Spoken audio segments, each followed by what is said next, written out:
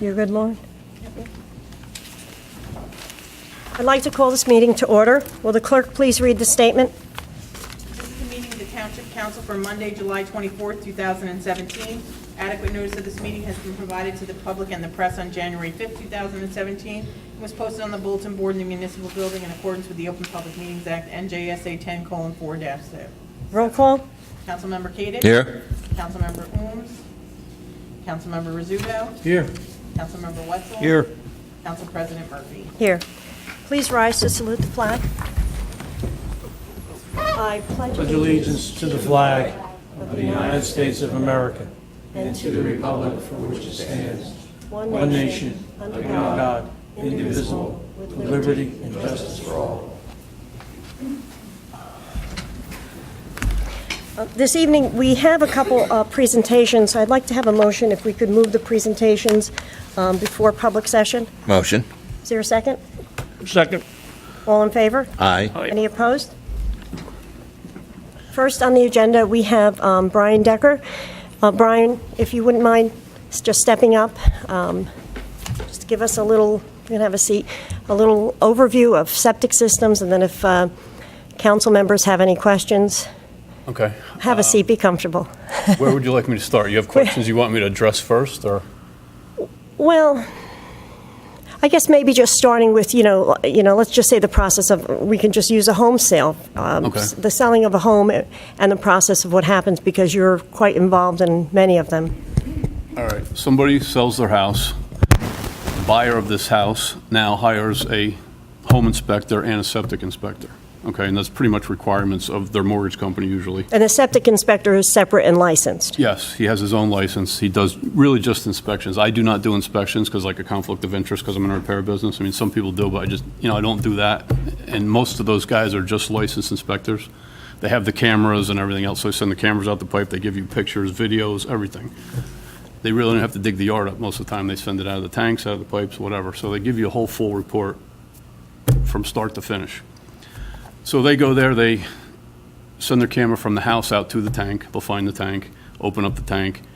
Some of them pump the tank, some of them don't. If there's like a question that the tank is a little low or something, then they do pump it to see what the problem was. If not, they'll probably not pump the tank, because a lot of people complain that they just spent $200 a little while ago to pump their tank and now it's getting done again. Yeah. So from that point, they'll send the camera out to find what's there for a leach field.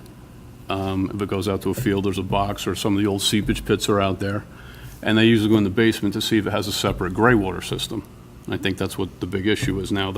Gray water is usually laundry and kitchen sink. That's what gray water is typically. Sometimes people add their water softener to that, or people do something down the road that was illegal in the house. They tied something else in it. But normally it's laundry and kitchen sink is gray water. What the problem is with the gray water is if that pipe leaves the house and goes right to a seepage pit, which is a concrete perforated tank, it's not a solid tank, okay? It's perforated with stone around it. That's like the disposal area for the gray water. That's considered a cesspool. If it has a solid tank before it that catches the soap scum and the solids and all that, it's not a cesspool. That's a regular working septic then, okay? So that's the definition of a cesspool. If it does not have that tank ahead of it to collect the soap scum and grease or whatever. And so if you just have a seepage pit and it fails, and you have, let's say, regardless of what system you have, so if the seepage pit fails, what happens then? How is it? Can it be replaced? What are the regulations by the DEP? Well, let me back up. If you have the solid tank and then that seepage pit for gray water, that is a conforming system, so you can leave that, okay, as long as it's working good. But if that gray water pit is now full, even though you have a tank ahead of it, they do not let you repair seepage pits anymore. They don't let you do stone replacements anymore? No. And this came into effect April 2nd of 2012. They said seepage pits are now non-conforming. Right. Okay, the only time we can use a seepage pit on a black water system, which is your toilets and everything else, is if we put a treatment system ahead of it, Right. which are these new coconut fiber things, the aeration things, there's peat moss things, and what they do is they filter the septic water before it goes to the seepage pit. And the reason for doing that is a 1,000-gallon seepage pit is 6 foot tall.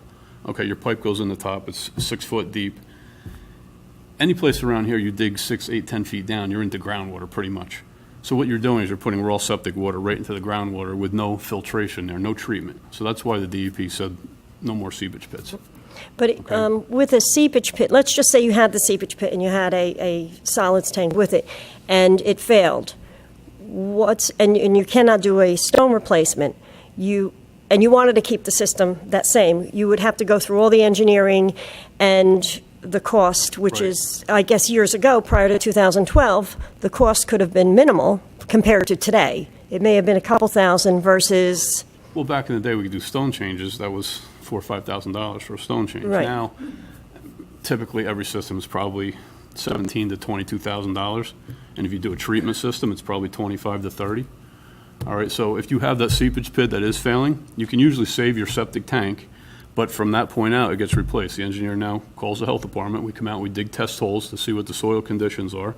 So based on the soil conditions, based on where your well is, property lines, how much room you have, the engineer now draws up a septic design to put in a new leach field to replace that seepage pit. so if you just have a seepage pit, they'll still allow you to put a solids tank in? Or do they try to make you tie it into your system if it's large enough, but if it's not large enough, you then have to replace the whole system?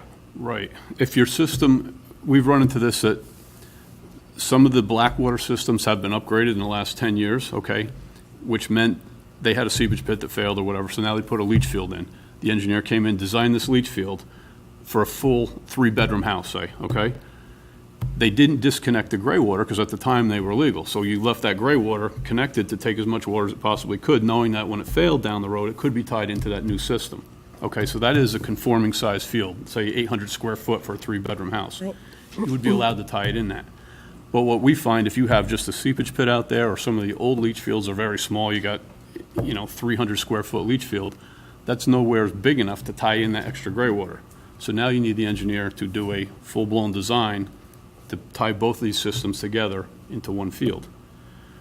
The other option is if you have the gray water cesspool without a tank ahead of it, the DEP will let you put a tank ahead of it if your soil conditions permit, okay? And that seepage pit is working good. If the seepage pit has failed, then they say no, upgrade it, make it a conforming system.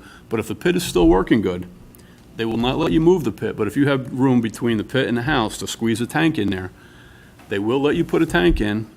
If you get an engineer, dig a test hole next to the pit and make sure that you have below the bottom of that pit 4 foot of good soil with no ledge and no water table. And your cost for engineering?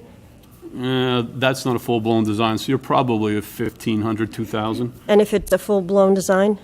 around $2,500 to $3,000. That's On top engineering of and the, permits. on Yeah. top of the Yes. cost for the septic? And honestly, we've tried a few times to add a tank ahead of these seepage pits, and most of the time it does not work out because you don't have 4 foot of good soil below it. Because that seepage pit is usually a 500-gallon pit, which is 3 foot tall, okay? Usually it's 2 foot in the ground, so you're already 5 foot in the ground.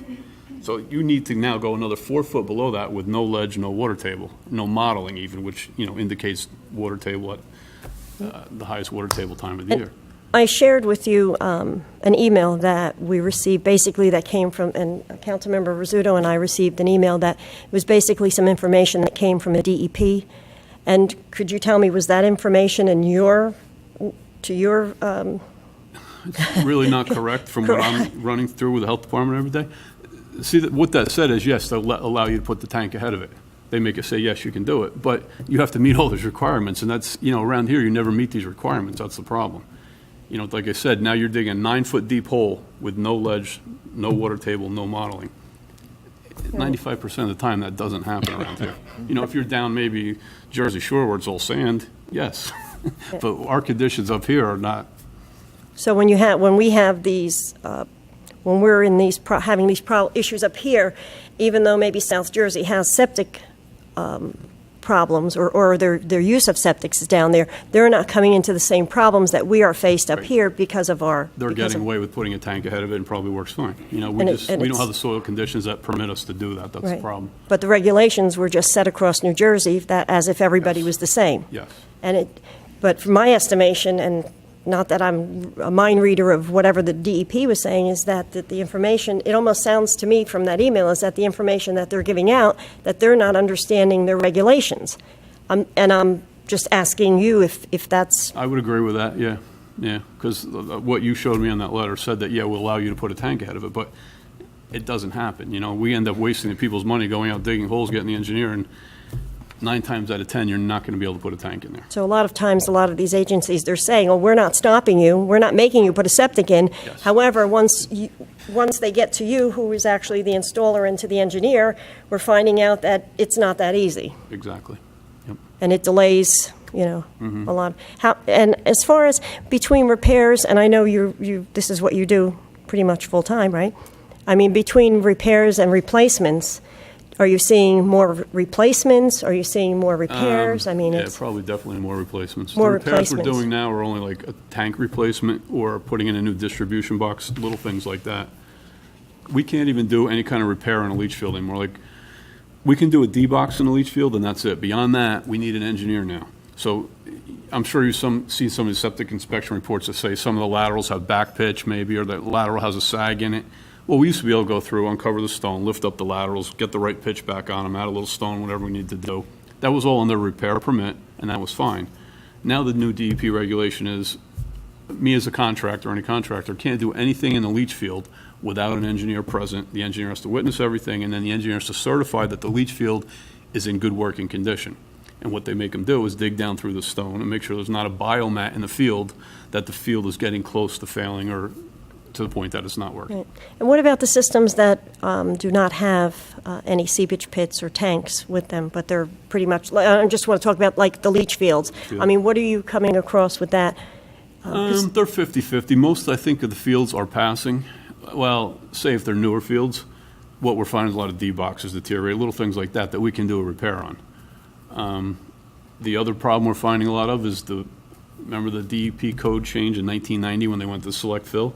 Mm-hmm. A ton of those fields are failing because of select fill, which was a DEP regulation with such a fine sand that it's all clogging up now. There was a particular neighborhood, I think, that happened. It's all the neighborhoods now. We're running. Well, yeah. I was going to say back then it was because I know that they were not lasting. It was like maybe 10 years, and then they needed to replace the Yes, field. yes. And if you, yeah, all right, There's a bunch of them now.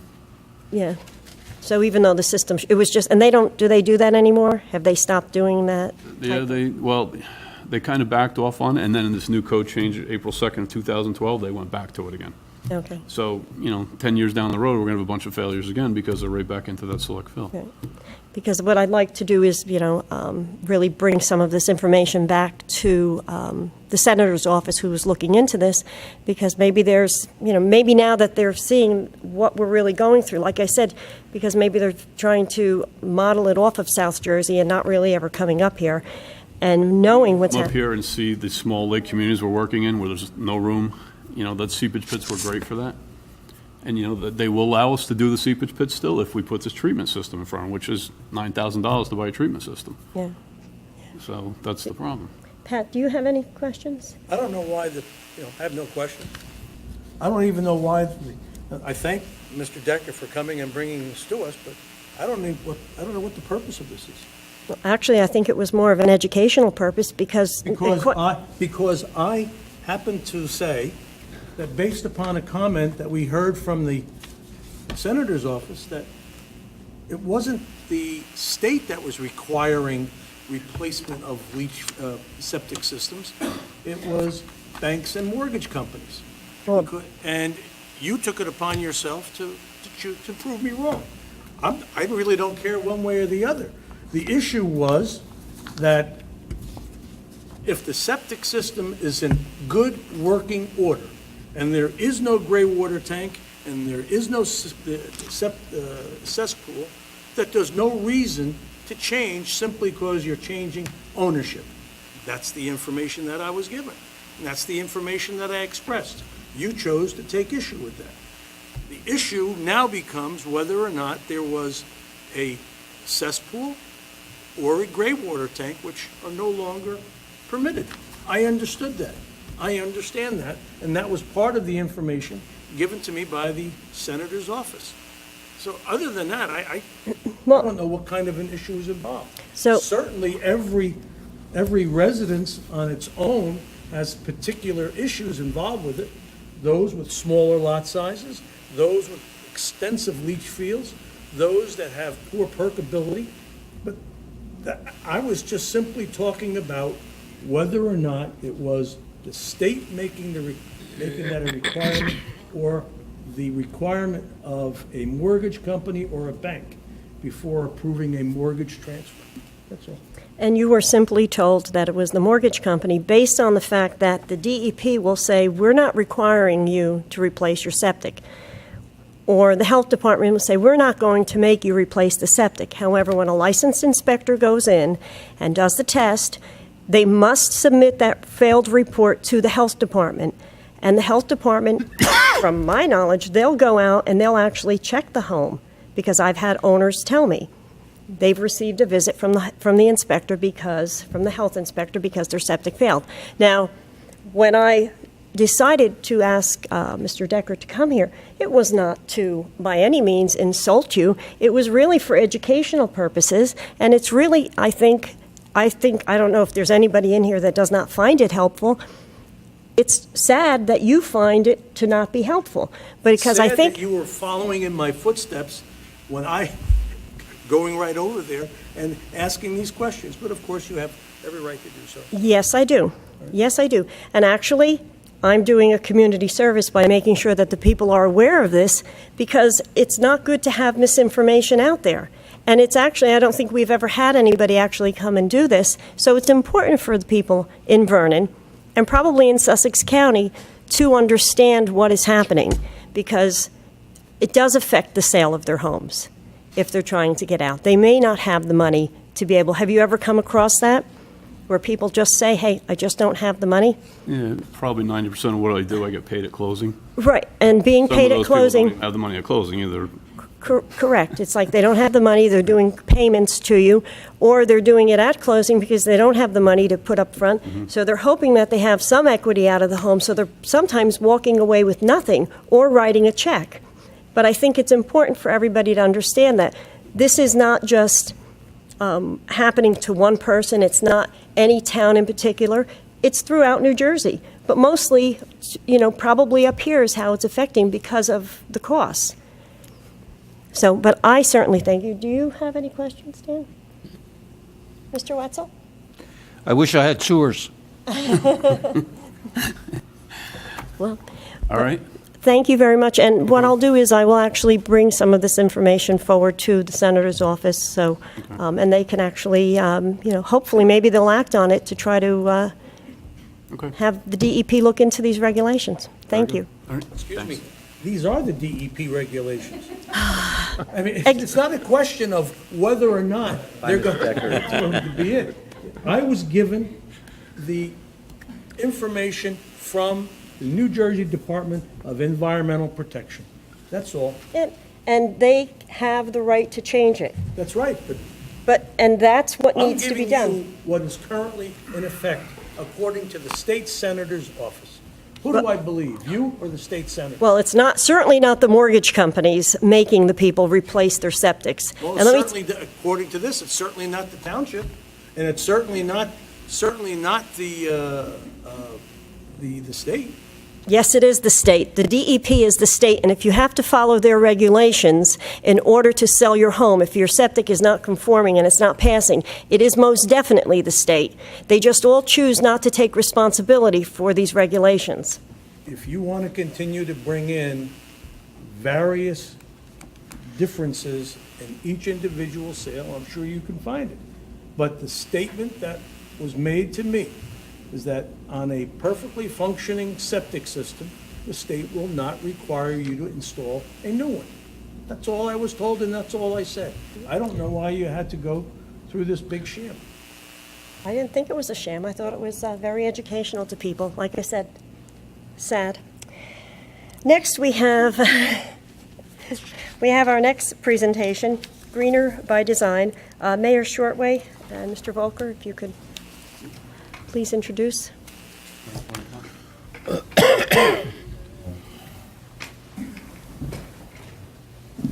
Fiore's going to address the council.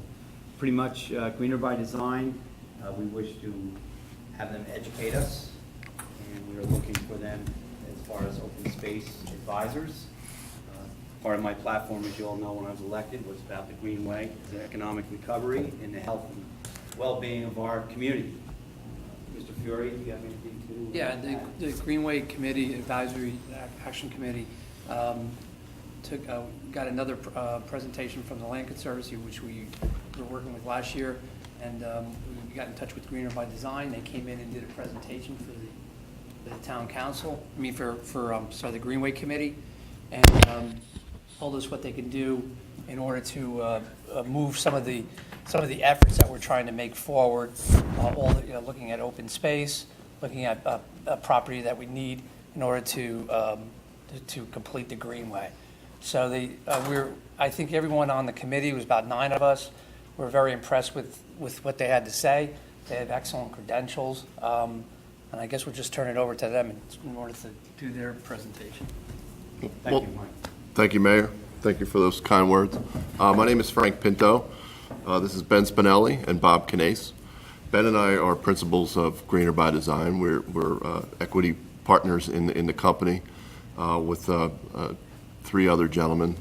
The primary business of Greener by Design is an energy asset management company.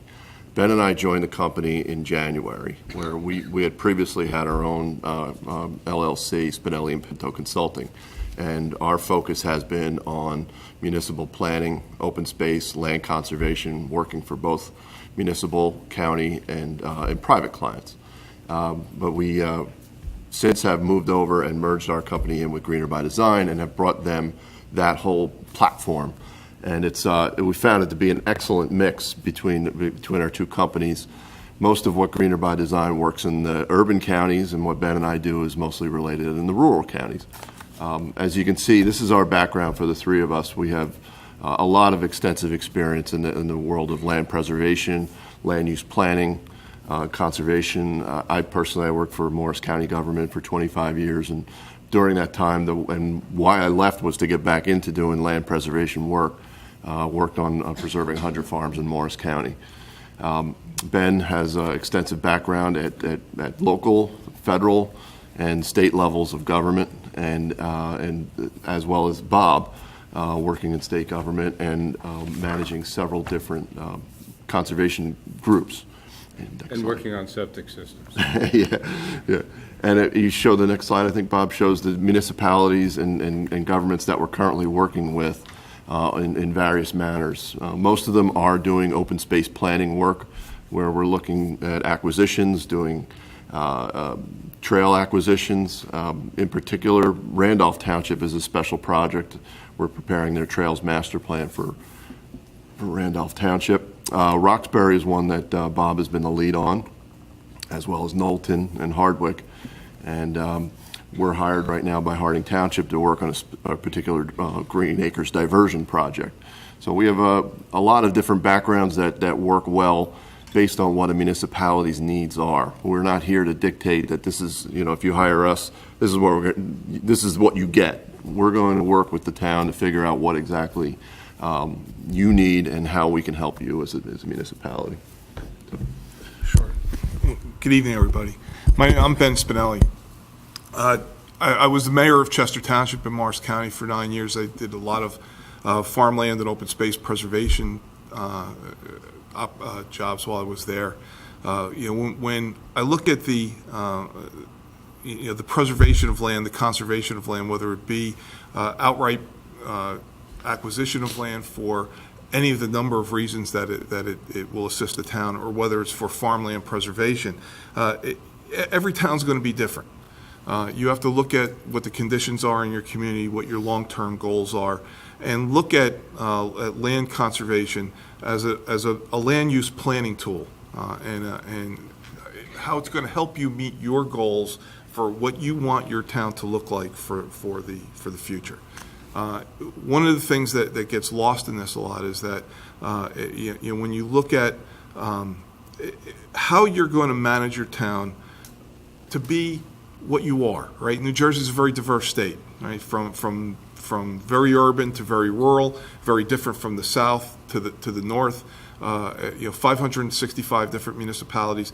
Everyone has its own characteristics. Figuring out what it is that your town represents in that puzzle, and then using land conservation as a tool to get to be what I'll say the zen of planning, to be the best piece of the puzzle that you can be. And really looking at a township like Vernon, you've got a lot of assets here, and you've got to be realistic about what the future of the community really is going to be from where you are geographically, from the environmental constraints that you operate under, from the infrastructure constraints that you operate under, but not to look at those things as so much as impediments, but opportunities for where you want to be in the long term. You've got a great base of farmland here. You've got land that's available for recreation of all sorts, whether it be passive recreation or active recreation.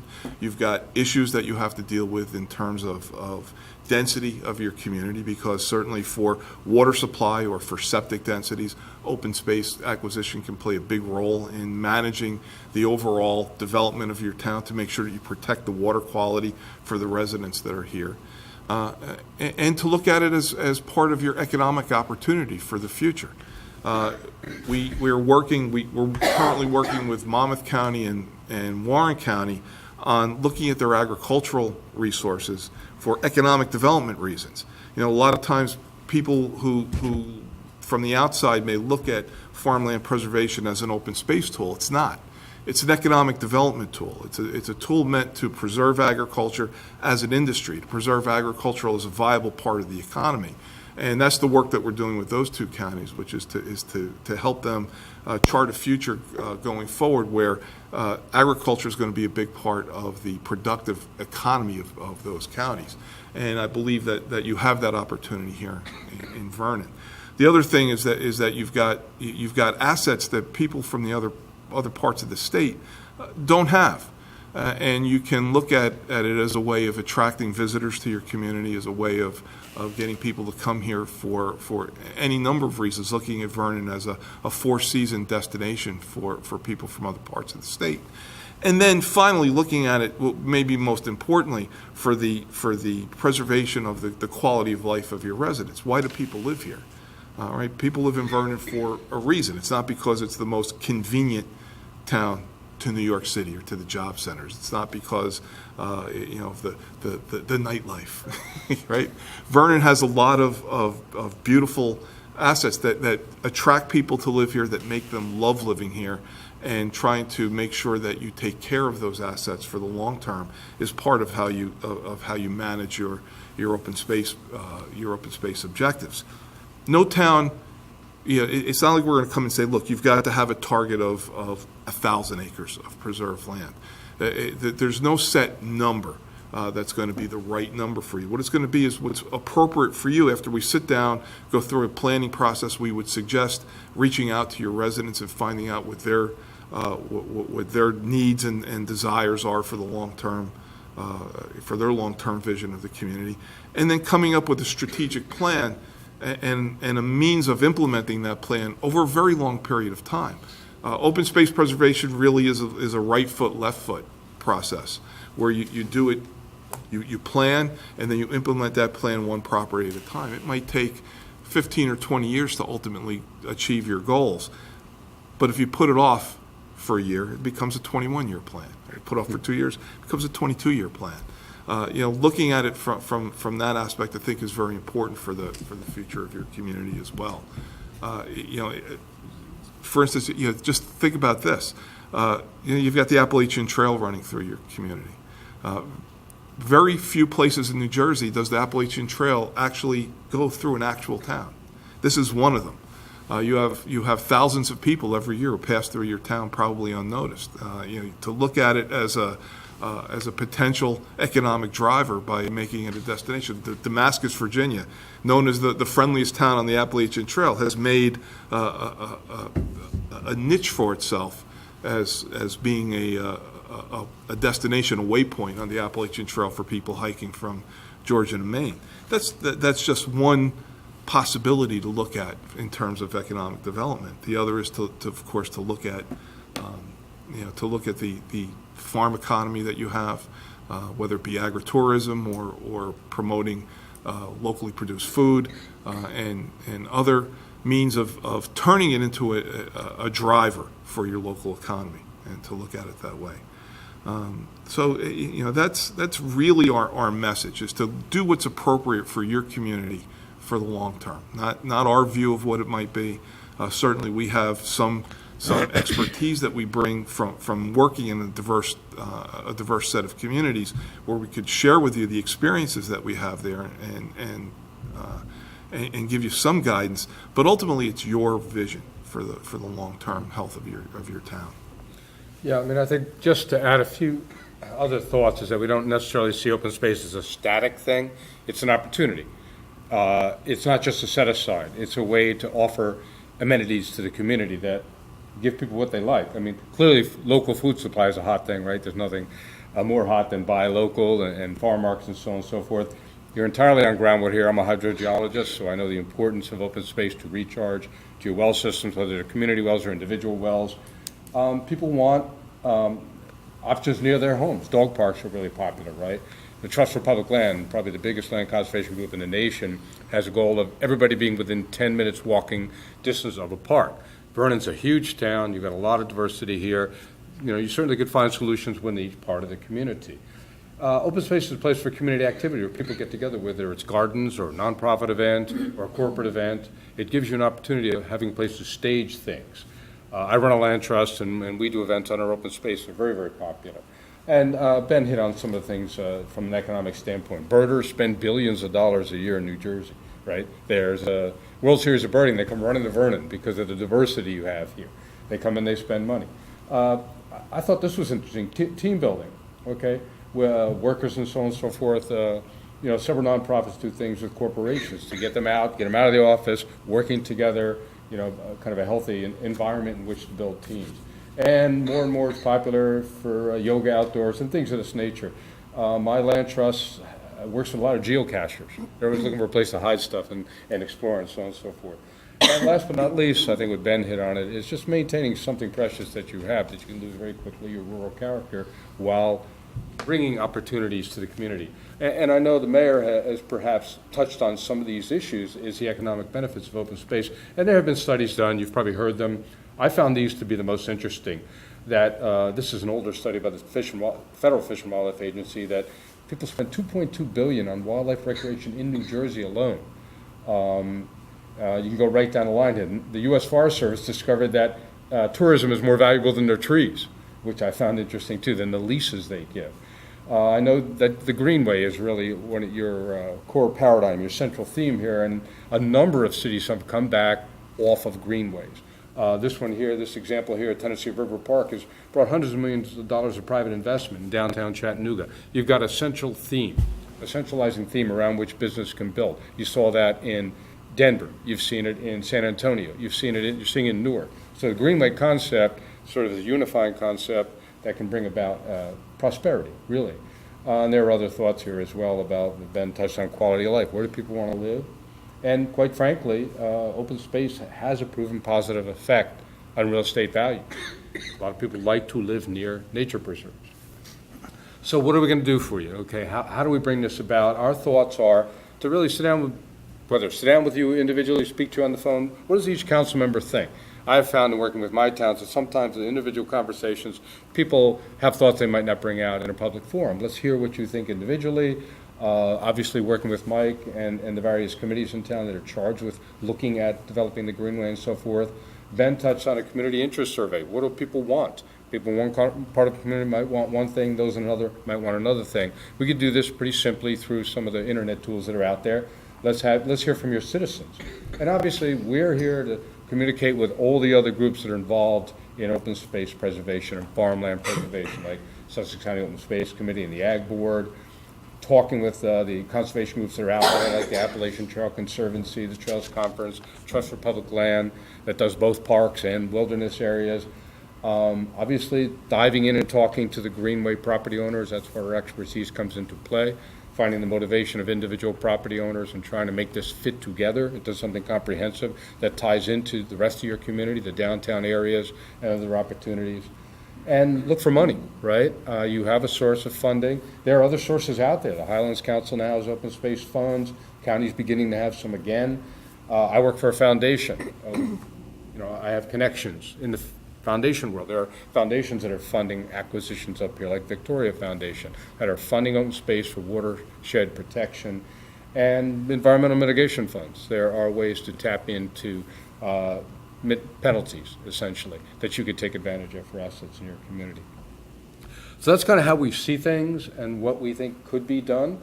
And I know you've been involved in open space preservation for a while, but we see it as more of a kind of a dynamic thing that plays into what else you want to see in your community: economic development, attracting people here, and really taking advantage of those who come here for, you know, the assets that you have. So I guess we could end on, this is a view of Heaven Hill Farm, I think it's called.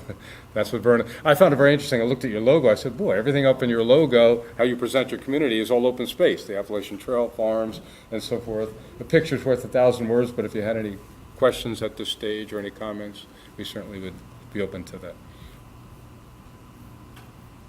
Thank you. Our council president just been put on the county open space board. I'm a former farmer.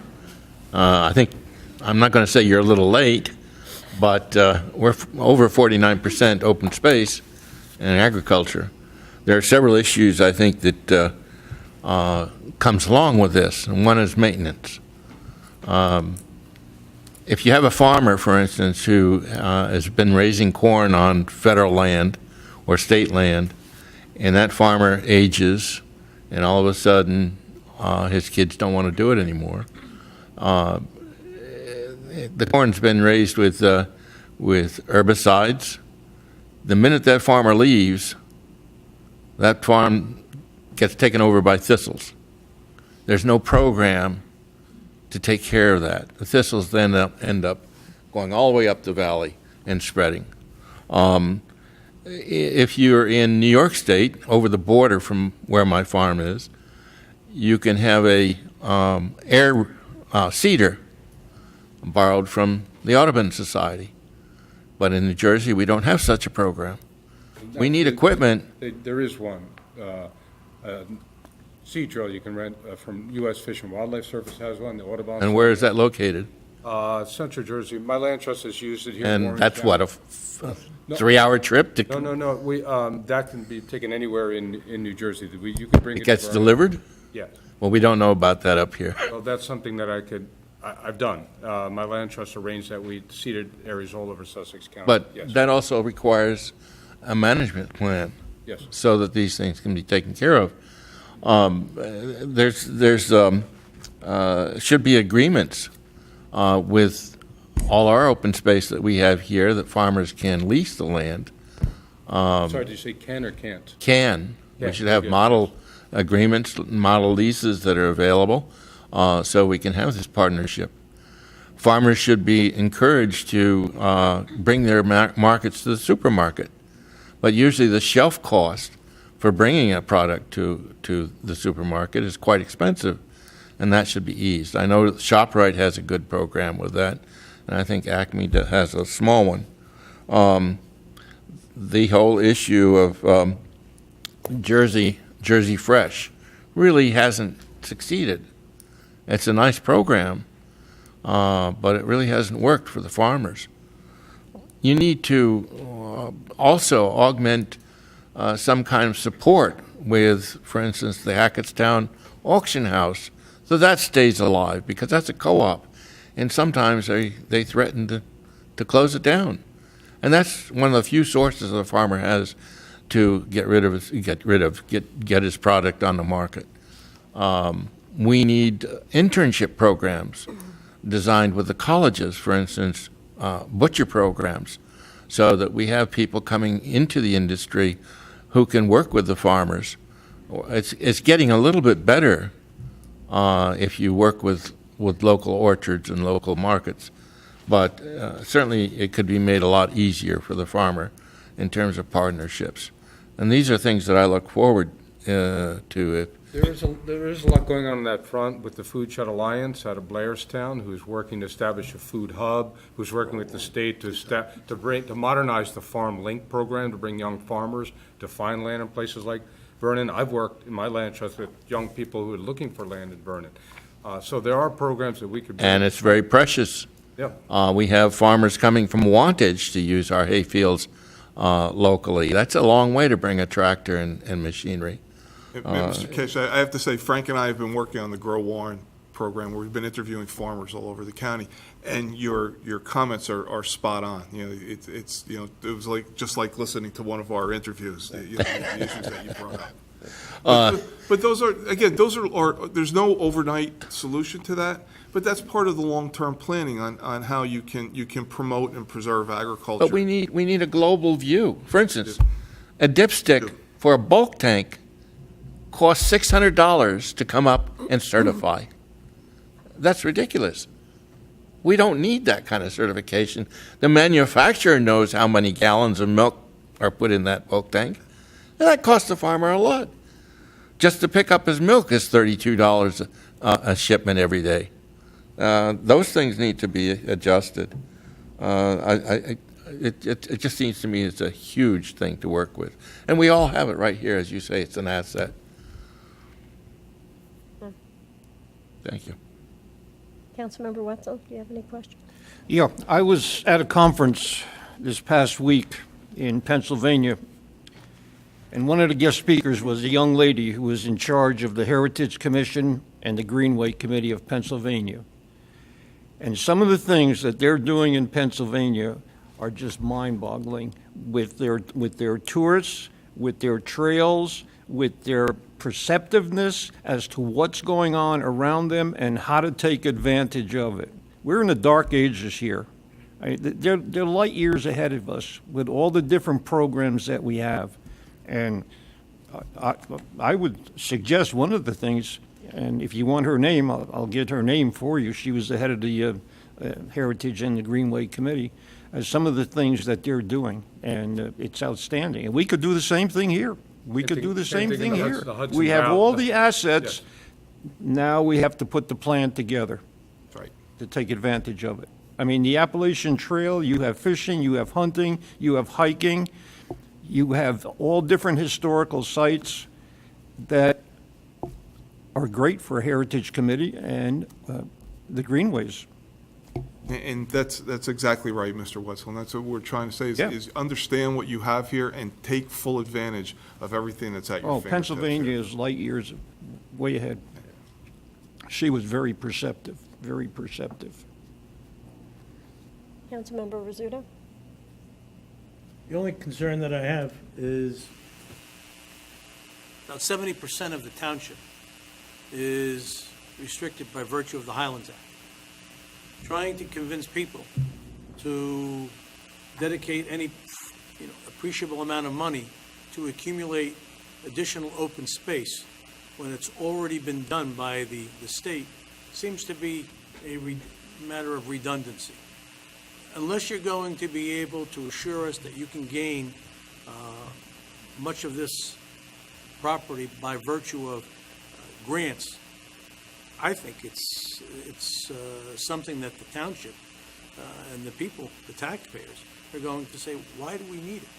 Well, Mr. Zug, it depends upon what the long-term purpose for the preservation transaction would be.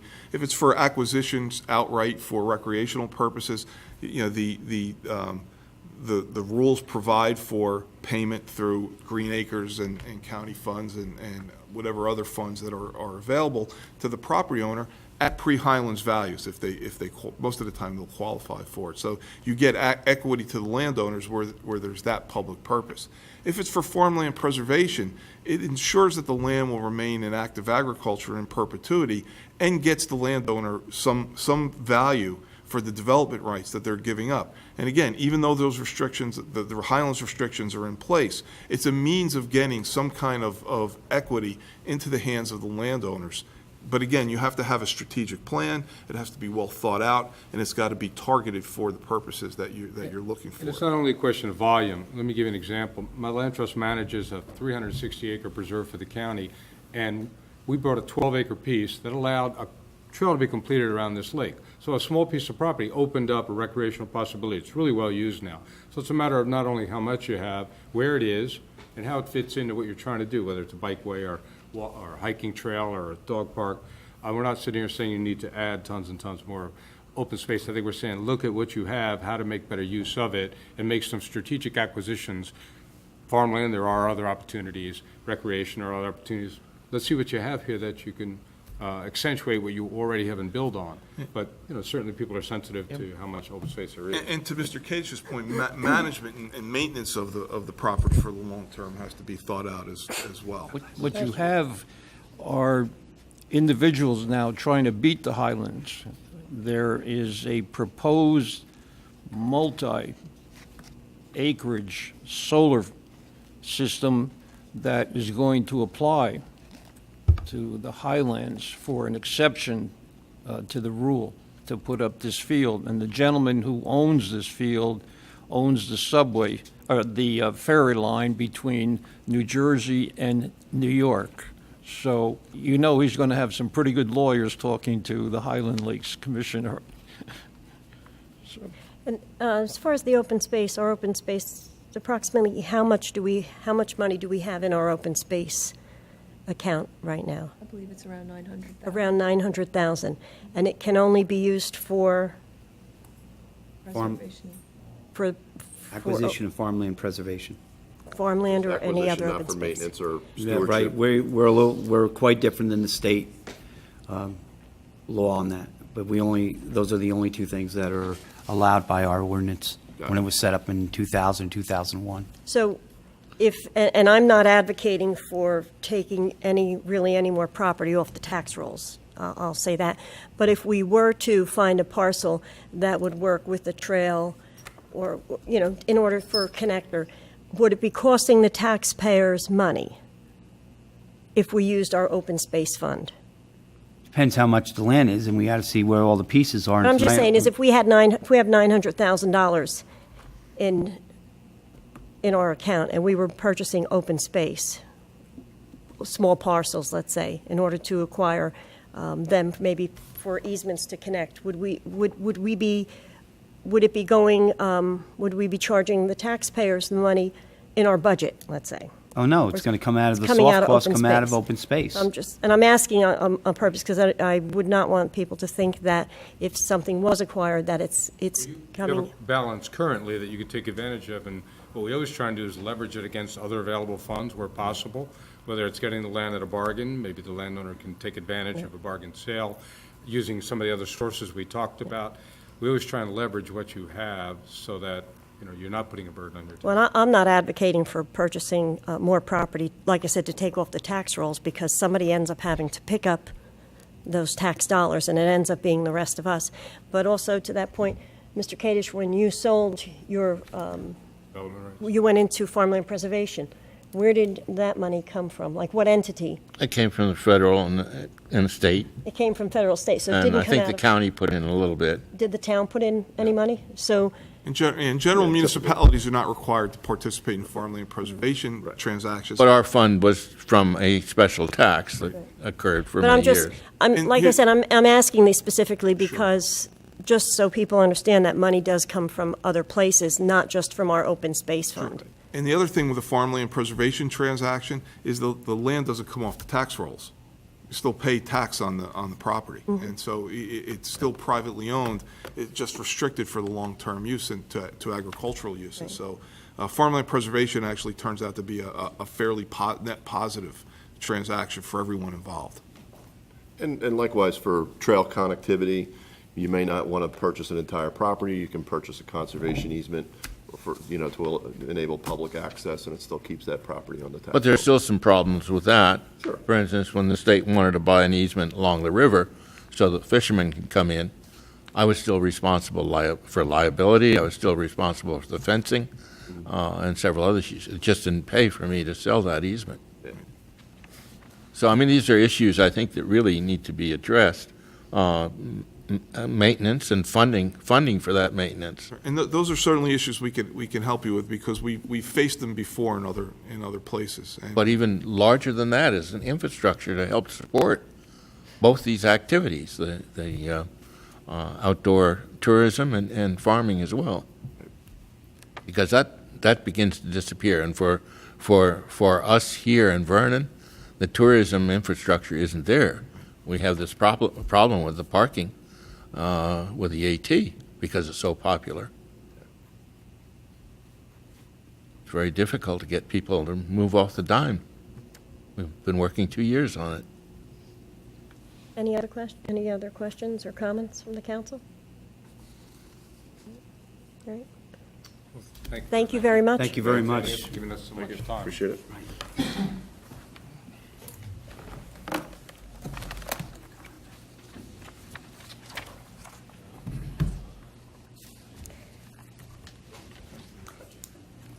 May I have a motion to open the floor to public session? Motion. May I have a second? Second. All in favor? Aye. Any opposed? Is there anyone from the public that would like to address the council?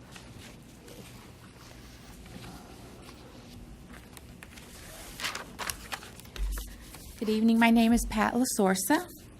I am a Barry Lakes homeowner and taxpayer since 1981, and I am a Great Gorge Village homeowner and taxpayer since 2006. I have 2 comments and 2 questions that I am hoping you can answer.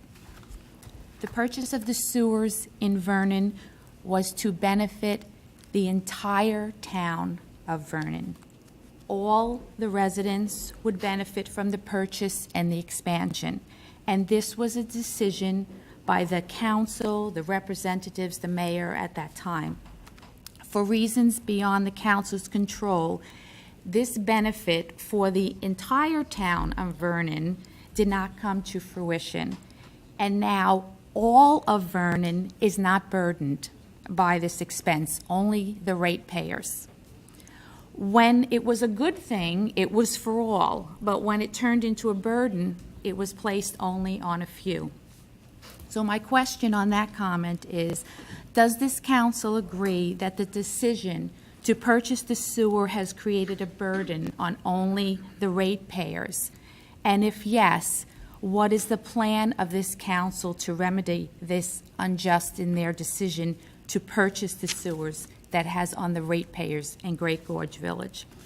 My second comment and question is, I was informed that our management company at Great Gorge Village provided all documentation to the town to show proof that Great Gorge Village does not and has never owned the lift station, yet the township moved forward to sue Great Gorge Village. My question on that is, was it a vote by this council to sue Great Gorge Village, and if so, why? What I have to say is much of this is under litigation, so I would have to defer to our attorney. The township's lawsuit speaks for itself, and I would ask that the council respect the attorney-client privilege and not comment further on why the lawsuit was filed. And my other question? My first question as to why the burden is just on the ratepayers at this point, whereas when it was in the beginning starting, it was to benefit the entire town. Well, I'd have to say, actually, even with the sewer issue, that is actually also, there's some issues that are under litigation. But, and not knowing this, I'd actually say it was a little timely that we had a presentation of septic systems, because what's happening are as Councilmember Wetzel said, he wished he were on sewers, because the people that are, the residents here that are not on sewers, if they have an issue, they're expending thousands and thousands and thousands of dollars in order to remedy that. So, unfortunately, there's different issues that happen to plague all of the residents in town. The sewers are an issue, but like I said, there's issues with the sewers that are, again, in litigation. So. I guess what I'm not understanding, when it was a benefit, it benefited everyone, and when it came, I don't want to say a flop, but didn't happen, well, you poor people that are already ratepayers on there, you're stuck with what our great plan was, it didn't come to fruition. Are you speaking of when it was first implemented, let's say in the early 2000s, or when Great Gorge was brought into it in 2012? In 2012, when we were brought into it. Okay, well, that's... I think you should understand that the initial sewer plans included Great Gorge Village. The growth, the potential growth in that area was based upon additional users being put online. And it was only this past year when Councilman Wetzel and Councilwoman Ohms and myself were able to get a resolution through that allowed the municipal utility authority in township to go ahead and explore potential areas for further development within the township. Very simply, we were looking to increase the denominator. The more users, the less of a cost to each individual user. Prior to the passage of that particular resolution, the township was being held hostage. The council at that time refused to have any further expansion studied. For what reason, I don't know. It only became a possibility when 3 council members began to propose the resolution to allow the study of possible expansions along various corridors within the township so that additional sewers could be entertained and possibly constructed. I agree with Mr. Wetzel.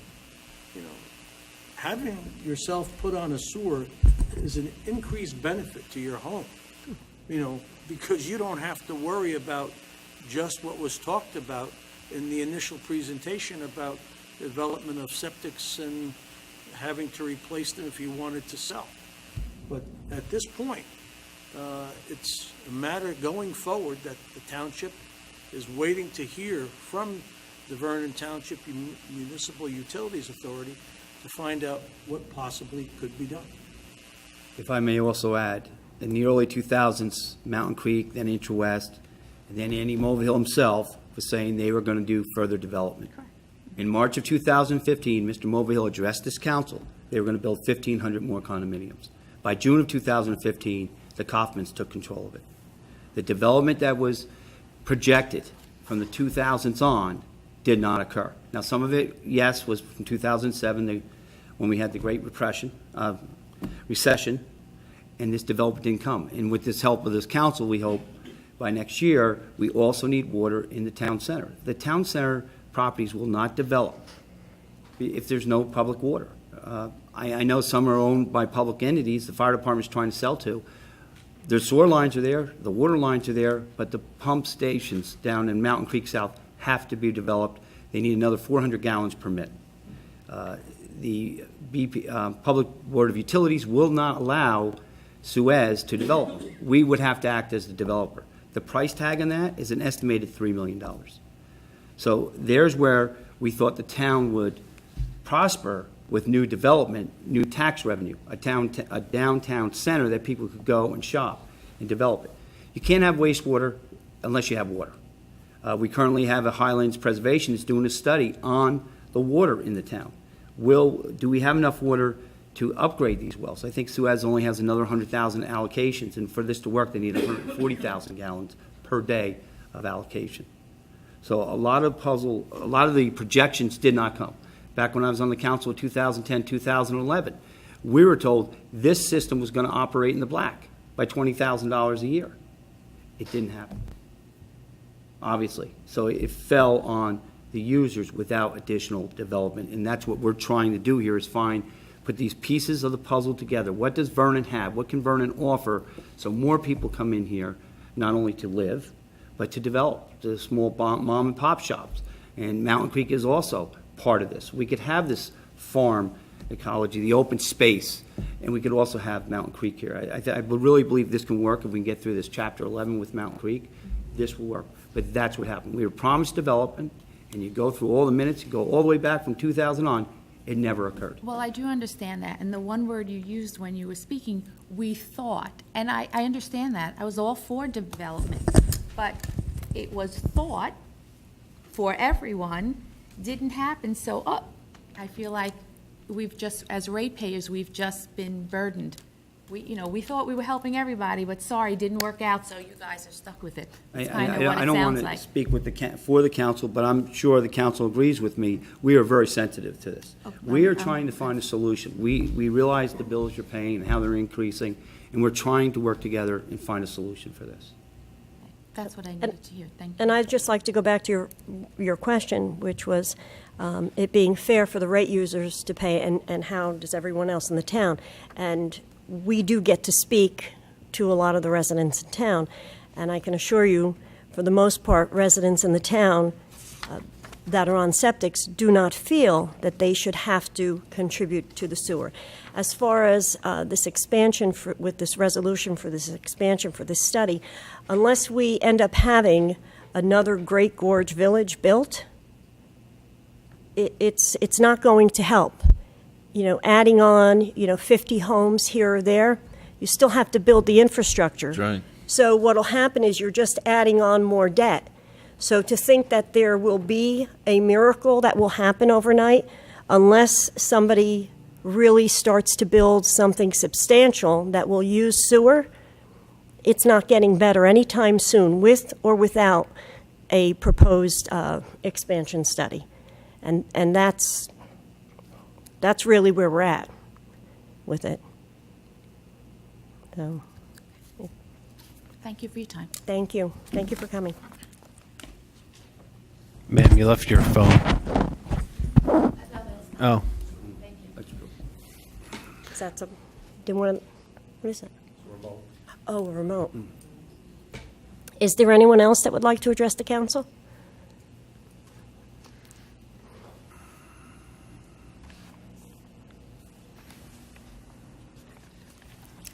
Good evening. Jamie Rickey, William James Rickey, Vernon, New Jersey. I did speak with the clerk. I had submitted a request to be added to the agenda at the end of last week, and I was informed by the clerk that those requests need to be in by Tuesday for the following Monday's meeting. So I did miss the deadline, and I wasn't able to get my request on the agenda, as I know the council prefers. Excuse me. As I think all of you know, that Rickey Farm has been deriving a pretty good portion of its income from event production through the temporary outdoor activity permit process. As I indicated in the letter, we made a decision at the end of the season last year to not allow alcoholic beverages at our public events any longer. I have come in with this request for a waiver prior. Clerk had actually done research. 2013, there was a waiver for the season given. In 2015, I asked for a waiver of one event, which was a nonprofit Cub Scout camporee event, which was granted, and then we were able to pay the taxes. The last several years, the event booking fees, the upfront booking fees, have allowed us to pay the taxes. Like I said, in that 2015 case, we were only received a waiver for one event, which was early in the season, and then we were paid the taxes, and we were averaging, I guess, 10 to 12 events a year. Significant drop in requests, and actually had events, not request to come back because of our decision to not have alcohol at the events any longer. So we've taken a hit this year. Also, as many of you may know, a lot of rumors out there. We've been experiencing hard financial times. My mom was evicted from her home almost a year ago. It took 8 months to get her back in her home, which I had always guaranteed her that I would keep her in her home no matter what, even if we had to sell the farm. So I have not been able to promote the venue as a, as a venue for families and those in recovery, and just for those who don't want to be in an alcohol-fueled environment. And I think that's a very underserved community. I've gotten a lot of positive response on that, but we haven't marketed to that new, market that we're looking for, the new type of events that we're looking to house, rather than the music festivals, which many of them are very much a party. We do have one event booked this year. They put their application in on time. I had told them that I would take care of, making sure they were aware ahead of time, as the zoning office made them aware, and so did I, that this would have to be done. So I've gotten to a point where I waited as long as I could because I didn't want to have to come in and ask. But I am here because the taxes aren't paid yet. We're about 1 year in arrears. So I had submitted a request. I believe that you all got a copy of my request, asking for a 90-day waiver of the requirement to have current tax status in order to have permits issued. So I'm here asking because we won't have time for another meeting before this one scheduled event, the first weekend in August. So I would ask for your grace for our farm business, which is the oldest existing business in this township, 1769 established, prior to the Revolution. And all I can do is ask for your grace and mercy, really. And apologize that I have to even be here for this, but I want to make good on my word for the event that's booked, and would like to also have some opportunity to maybe book another event later in the year. We do have to submit these permits 60 days ahead, so there's only about 30, 40 days left that could be booked, before the weather gets too cold, considering the 60-day lead time for a permit application. So, Just so the council's aware, Mr. Ricky contacted the clerk. It was Friday afternoon, so I just wanted to, I wasn't aware that there was a deadline. I know that the agenda. Well, at that point, it's already even posted on the website and all, so. Well, no, but actually, I just wanted to let them know. no, it was that not posted on the website, and the Well, agenda that was on the clerk. It was sent. I'm sorry. It's could I sent to the webmaster, but regardless, I just wanted to make them aware that it was Friday afternoon. And It was, yes. does anybody have any comments? Does the attorney have any comments on waivers? No, the township code requires taxes to be paid. I understand that Mr. Ricky's made previous requests that have been granted, so it's the council's pleasure. If the township code says that the taxes need to be waived, I know it's been done before, but are we allowed to just change the code? Go against it? The code requires the taxes be paid. Traditionally, municipalities cannot waive the enforcement of their ordinances, but understand that this body has a history and a practice of granting such a waiver. So it's really a matter of what does the governing body want to do? Do they want to enforce the code or grant another waiver?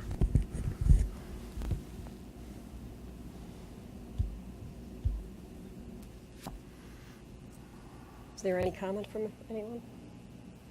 The only thing I question is, if we do this again, are we opening up a can of worms now for other individuals?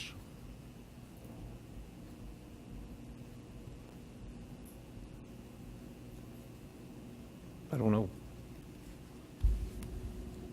As far as changing the code? As far as people coming forward and say, they can't pay their taxes.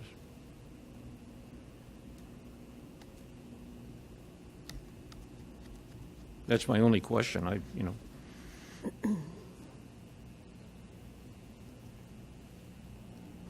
Well, we paid our taxes for a couple hundred years. We certainly have been behind. We've only had one, if I'm correct, there's only been one time when we were in certificate status and we were able to redeem that. But other than that one time, we've always paid our taxes before sale. Is there more, is there a mortgage on the place? Well, on the large tract, there is, well, I'm not sure. There's a judgment lien from a former mortgage holder, but I would say that probably they do still, technically hold the mortgage, but there's also a judgment I lien. was just wondering if if there was a mortgage and the taxes weren't paid, nobody, like, they're just unpaid? Well, I mean, the taxes on our residences are paid. This is just the large farm tract. It's 1 year worth of taxes on the large farm tract of 67, I think it's 67 acres. Now, Jamie, do you own both the pieces, or does your aunt own the piece, or do you own both of them? Or does she own both Well, of them? there's actually 3 residences on what would be the Ricky Farm, Ricky Farm and former Ricky Farm property. One of which was deeded to my aunt and uncle around 1980. That was just sold to another individual. That's kind of in the center of the farm. It's an 1.5 acre lot. My mom is on 2.5. She's closer to Maple Grange Road. I think you're familiar with her house. And I have the main farmhouse, which is on 5 acres. The surrounding property surrounding my mom's and the farmhouse is now in the ownership of the state of New Jersey. That was a purchase in 2000, I believe, by the state to enhance the trail corridor. And that's currently under agricultural lease. I initially had the agricultural lease, and then Bob Baldwin, and now his heirs. So you are farm assessed on all these pieces of property? Well, we had a question of the farmland assessment, and I did not provide the documentation, and the farmland assessment was pulled. So actually, we've been paying a higher tax rate for several years. We're in the process of reestablishing that farmland assessment, and we have been meeting the qualifications.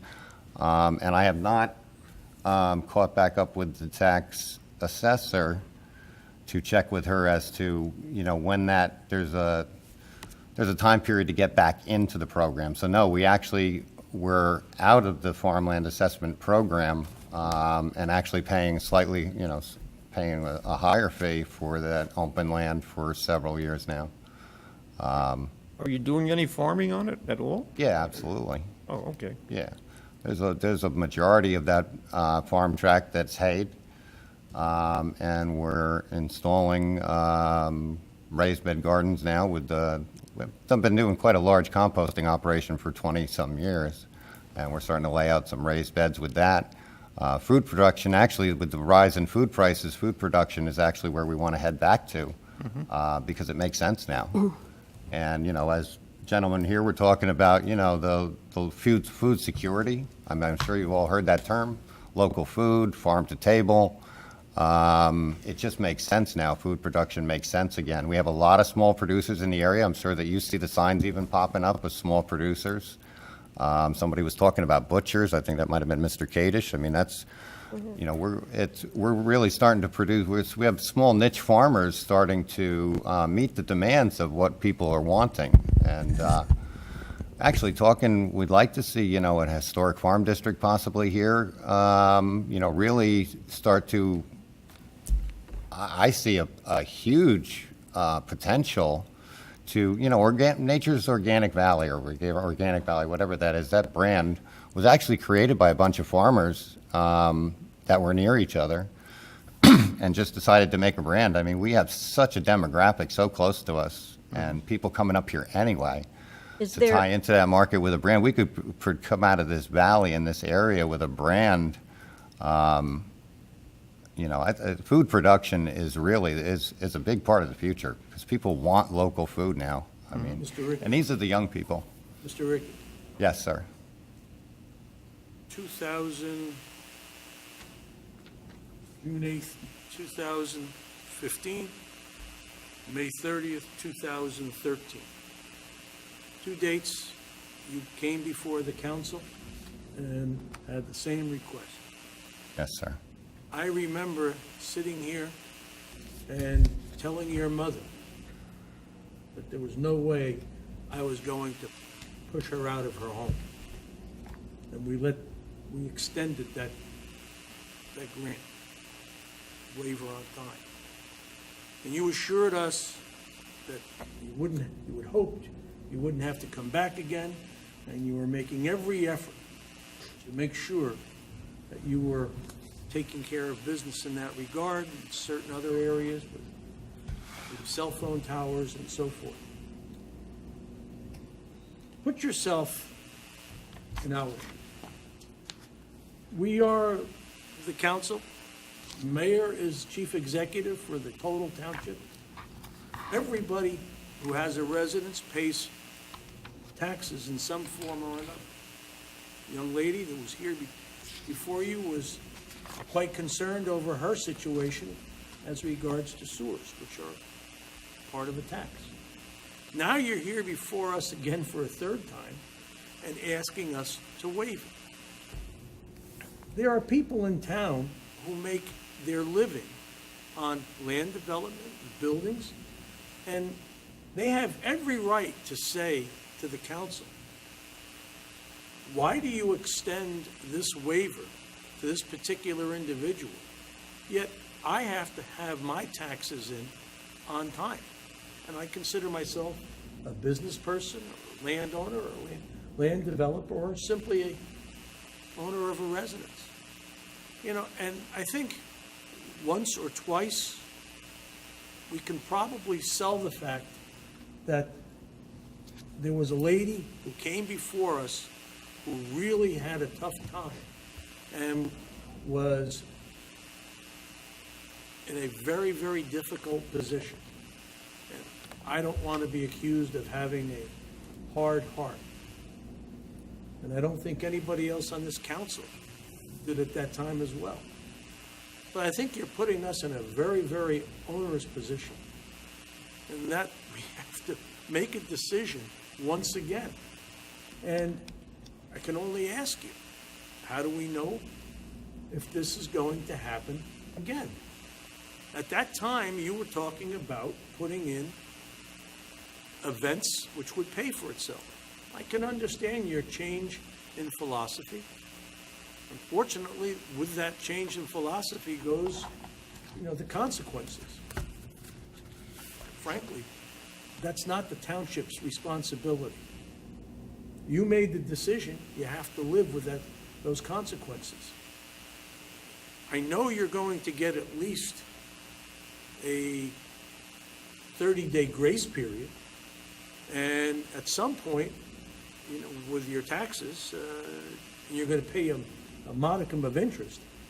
But as far as having the total bill waived for a period of time, I find it difficult to encourage fellow council people to accede to that request or even to go along with it. I just think we'd be opening up Pandora's box on this. Okay. Once, twice, but 3 times, it's a lot. And then we have to look at the mayor when the situation is presented to him with another person, and he comes back and he says, council, you did it for one, why don't you do it for all? I find that very difficult to answer. My only comments are just for others' benefits and so that it's not confused. I think you all understand that you're only waiving the requirement that the taxes be current in order to issue a permit. I'm not asking for any waiver of my taxes, just for the issuance of the permits to allow the events. And that, We have the reason that I'm here so late is I really did not want to have to ask you this again, because I remember having that conversation with you, sir. And you and I have always had a good relationship. And I did not want to be back here having to ask that and to have to look you in the face after I know what I had said to you then. And that's why I did wait, because I had hoped, I had things in motion to make a resolution without having to do this, and they did not come to fruition. And we have extenuating circumstances, but those are not your problems. And I guess I'll ask that, I'll still ask for the 90-day extension, or the 90-day waiver of that, so that I could have the possibility of other events. But as a, kind of as a minimum ask, I would ask that you allow this one event that is already waiting to have the permits issued. They're a really good group of kids. They were one of the easiest for the zoning department to work with. They were certainly one of the easiest I've ever worked with. Excuse They me, had Mr. Ricky, unless the council, any of the council members are in favor of making a motion and proceeding, Okay, well then. we really have, we Well, really I'd do ask have you, to move on. is there anyone who'd like to Well, I'm just saying. make a this. motion to, Before the motion, Jamie, I've said this a couple, 3 times. I think your ace in the hole is the Appalachian Trail. I mean, you're located right there. I mean, I've talked to the mayor about this. I suggested $1 for parking, and the mayor said, no, $5 for parking so we can make some money. But I think that's a But I don't have moneymaker for approval you. for Using paying your parking farm lot. for parking, you get a cutoff from your hot dog man, and a little jitney bus to take these people back and forth. And Have you approached any investors? Gold mine. Have you approached any investors? Like I said, it's difficult for it to fall back on, come back to us, because like, as Councilmember Rizzuto's, what do we do when everybody starts coming? That, that becomes an issue. But, And Jamie, I'm very sensitive, and I've enjoyed the tours you've given me of the farm. But what do I say to all the people that have come in my office already in the last 18 months and asked for exceptions, and I have to follow the code? And I've said to them, no, there's no waiver, because that's what the law did. Now, what the council does, the council does. But you're putting this council and you're putting myself in such a sensitive position where I've already said no to people and events. And it could be from Mountain Creek to Legends to even senior citizens for different things that they want permits. And I said, I have to follow the 30 code. days. Give them 30 days. Not that. I'll Senior citizens. make a motion to My heart. give Jamie a grace period of 30 days to try to get things straightened out. is there anyone that wanted to second that?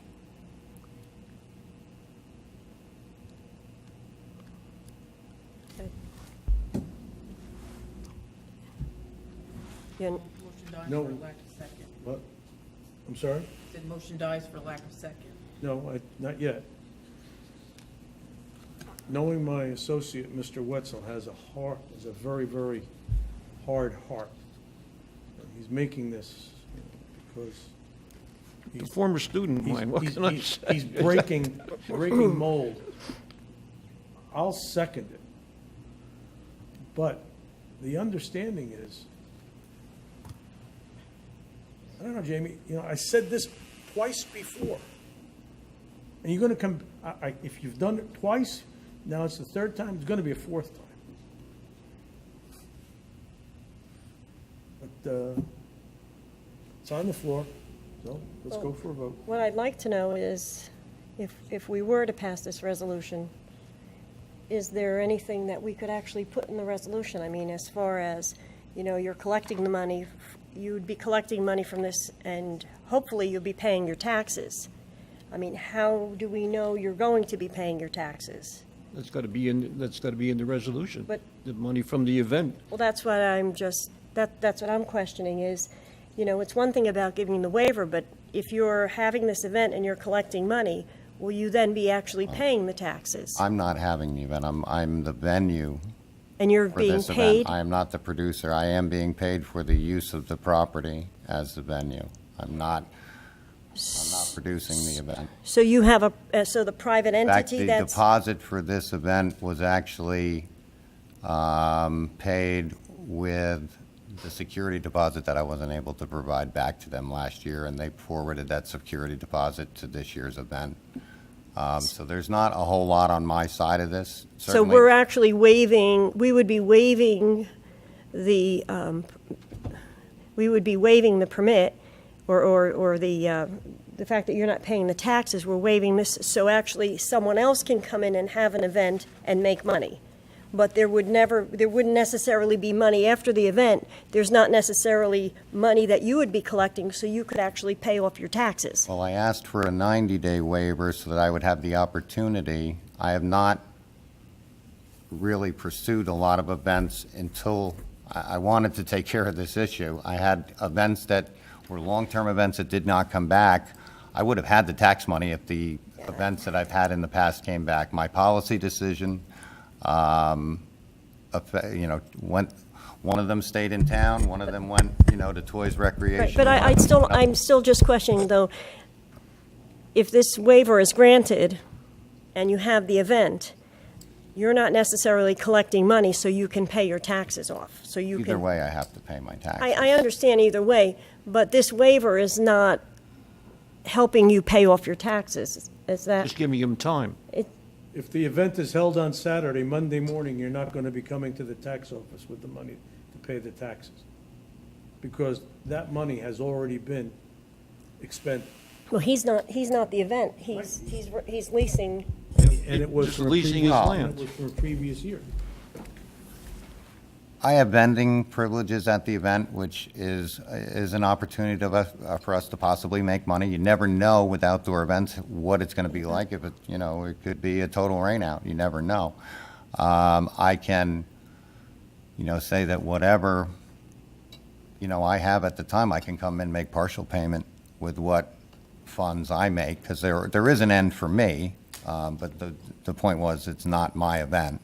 Yeah, And that, deposits were made far ahead of time. right. I would just have to say that for myself, that if I knew if this event was, there was a light at the end of the tunnel and you were actually being able to pay your taxes based on having this event, Well, I'll be paying my taxes no matter what. well, like I said, to me, the only person really making the money is the person that's holding the event. That's not you. Well, I'll be in a position if I weren't granted a... I think we just, Okay. you have your motion and, so would there be anything specific in the resolution? Like, what would the resolution?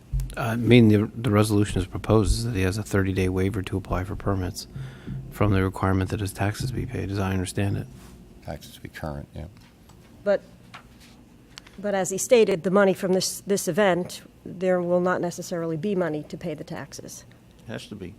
Well, there's not. Mr. Ricky just said that. Well, I'm going to need to pay my taxes sooner. They're going to go to tax sale. It's been a year, so... But that's not the I'm sure issue. They'll be scheduled for The sale issue is the permit. shortly. What's that? That's not the issue. The issue is the permit. Correct. The law requires that you pay the taxes before you get a permit. For the tax status needs to be current before the issuance of those Correct. permits. But this event is not going to entail you to have the money to pay your taxes the day after the event. Well, I'm working on a lot of things to pay the Right, but taxes. I'm just This will saying help, this will contribute in some way. So that answer is no, Dick, just so you know. I guess. Roll it. Lauren, can you take the roll? Councilmember Kadesh? No? Councilmember Rizzuto? No. Councilmember Wetzel? Yes. Councilmember Murphy? No. Motion does not carry. Thank you. Thank you. Is there anyone else from the public that would like to address the council?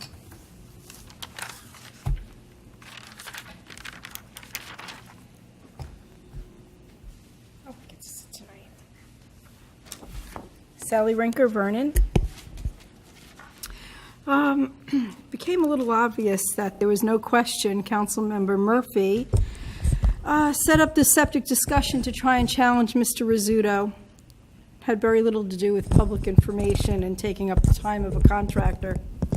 But anyway, I really came to make a comment about the last town council meeting of July 10th regarding ordinance 17-10 about the dog license fees, which was on the agenda for introduction.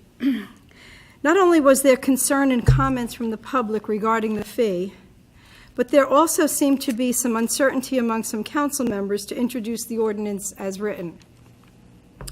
Councilwoman Ohms was exercising her right and duty as an elected official, voicing concern about some of the particulars in the ordinance. She was showing respect for the input from the public and expressed great concern for the implications of such a large fee of $700. I find it astounding that once again Councilwoman Murphy exhibited not only her disrespect for public input, but thought it appropriate to chastise Councilwoman Ohms for wanting to postpone the ordinance. She basically accused Ms. Ohms of wasting money if the ordinance needed to be reintroduced, saying, "We pay for that every time." Thankfully, Sandy responded, "Well, we'll just have to redo it. We'll do the right decision." When an ordinance is voted to be introduced, yes, it's published in the newspaper at a cost. But in Murphy's eagerness to attack Ms. Ohms about cost, she failed to realize a tabled ordinance is not published in the paper, which means no cost. So what is the real problem here? As I see it, Ms. Murphy is so hyper-focused on pushing her own agendas, regardless of public input and regardless of fellow council's input, that self-control is lost when her plans go awry. Let me remind you, Ms. Murphy, you are not a one-person council, and your actions clearly show you are not representing anyone but yourself. As chairperson of these meetings, it is not your place to bully and berate anyone who disagrees with you, but that is what you do. Thank you for your comments. Is there anyone else that would like to address the council?